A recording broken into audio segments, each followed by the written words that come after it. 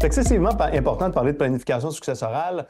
Pourquoi? Parce qu'on le sait, on va tous mourir un jour et on va tous payer de l'impôt un jour. La bonne planification successorale, c'est de s'assurer que, bon, nos volontés s'appliquent comme on le veut, bien entendu, au jour de notre décès, mais qu'on ait regardé l'ensemble de notre situation économique et de notre situation personnelle. Donc, on veut s'assurer finalement qu'au jour de notre décès, on n'en donne pas trop à l'impôt, on s'assure de léguer nos biens à la bonne personne et que la situation ait suivi l'évolution de notre vie, autant économique que personnelle.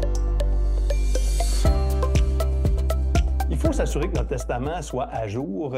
Et pourquoi? Parce que notre situation personnelle évolue et notre situation économique évolue également au fil du temps. Il faut donc s'assurer que dans notre planification successorale, le document le plus important, le testament, suive cette évolution-là. Est-ce que les personnes qu'on avait nommées comme liquidateurs de la succession sont encore les personnes appropriées pour le faire? Est-ce que dans notre testament, on a vraiment prévu, exemple, nos CELI, nos REER? Est-ce qu'on a regardé l'impact fiscal que ça pouvait avoir? Quand je parlais de situation personnelle, est-ce qu'il y a eu une rupture du couple au fil du temps? Est-ce qu'on a un certain problème qu'on peut vivre avec nos enfants? Est-ce que l'âge de remise qu'on avait prévu à l'intérieur du testament est encore la bonne pour eux? C'est tous des petits éléments qu'on doit vérifier, qu'on doit s'assurer. C'est pour cette raison-là que je demande habituellement à mes clients de me revoir ou de me rappeler à tous les 5 ans, juste pour s'assurer que le testament correspond encore à 100% à la planification qu'on avait faite au départ et donc à leur situation personnelle et économique.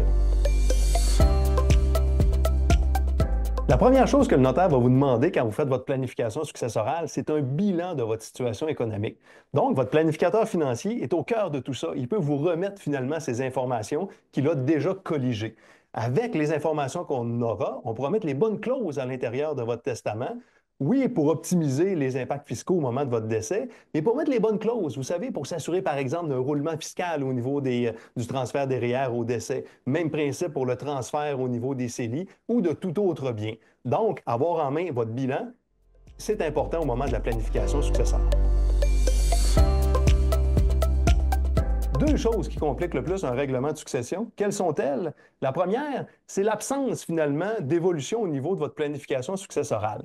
Par exemple, le testament n'a pas suivi l'évolution de votre situation personnelle et économique. Des fois, on se retrouve avec une planification testamentaire qui, oui, convenait à votre situation il y a 10 ans, mais comme elle a évolué énormément, ça peut amener des problèmes fiscaux et même certains problèmes au niveau des héritiers de la succession. Deuxième problématique qu'on va voir au niveau d'un règlement de succession, c'est l'absence d'informations claires de où sont vos actifs et même, dans certains cas, où sont vos passifs. L'important, donc, d'avoir un bilan patrimonial. Où sont vos polices d'assurance vie? Où sont vos placements? Où sont vos comptes bancaires? Qui est votre comptable? Où est-ce qu'on peut retrouver vos rapports d'impôts? Ce sont toutes des informations qui vont aider grandement le rôle du liquidateur que vous avez nommé à l'intérieur de votre testament. Votre notaire va agir à titre de guide pour votre bonne planification successorale. Comme je le disais tout à l'heure, avec le bilan que vous allez lui remettre, il va s'assurer de bien refléter à l'intérieur de votre document vos volontés.